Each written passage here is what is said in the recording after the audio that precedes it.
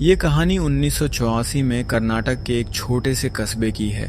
कस्बे में कई दिनों से अराजकता का माहौल था।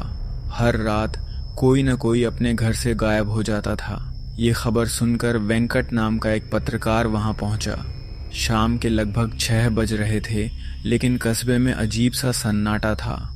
वेंकट ने देखा कि हर घर के बाहर कन्नड़ में नलिबा, जिसका अर्थ है कल आना, लिखा था। उसने एक पुजारी से पूछा कि कस्बे में क्या हो रहा है। पुजारी ने बताया कि लाल साड़ी पहने एक महिला कोरल गलियों में घूम रही थी। हर रात वह हर घर पर रुकती और अंदर किसी पुरुष का नाम पुकारती।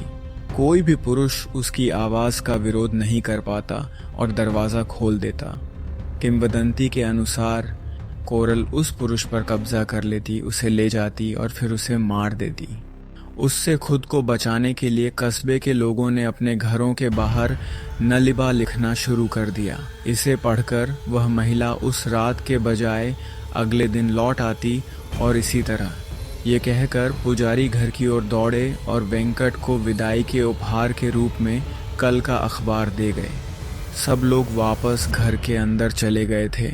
अचानक वेंकट को आस-पास किसी की मौजूदगी का एहसास हुआ। वह जल्दी से अपने स्कूटर पर सवार होकर निकल गया। तभी किसी ने धीमी और मधुर आवाज में उसका नाम पुकारा, वेंकट वेंकट वेंकट वेंकट वेंकट वेंकट वेंकट वेंकट वेंकट वेंकट वेंकट वेंकट। वह स्कूटर छोड़कर जितनी तेजी से भाग सकता था भागा। वह एक छोटे से घर में घुस गया और दरवाजा अंदर से कसकर बंद कर लिया। कुछ ही देर में दरवाजे पर जोर से दस्तक हुई और उसके बाद अजीब बेचैन करने वाली आवाज़ें आईं। वेंकट डर गया। वहाँ कोई नहीं था, लेकिन जब सुबह हुई तो वेंकट उसी घर में बेहोश पड़ा मिला। वह तब की बात थी और यह अब की। वेंकट को कभी समझ नहीं आया कि उस रात उसके साथ असल में क्या हुआ था। शहरवासियों ने कहा कि वह उनमें से नहीं था, शायद इसीलिए उसे यह नाम दिया गया था। कुछ महीने बाद इस चुड़ैल की कोई और कहानी नहीं सुनाई दी। आज भी इस कस्बे के कई घरों के बाहर नलिबा लिखा हुआ है। स्त्री फिल्म इसी सच्ची कहानी से प्रेरित थी।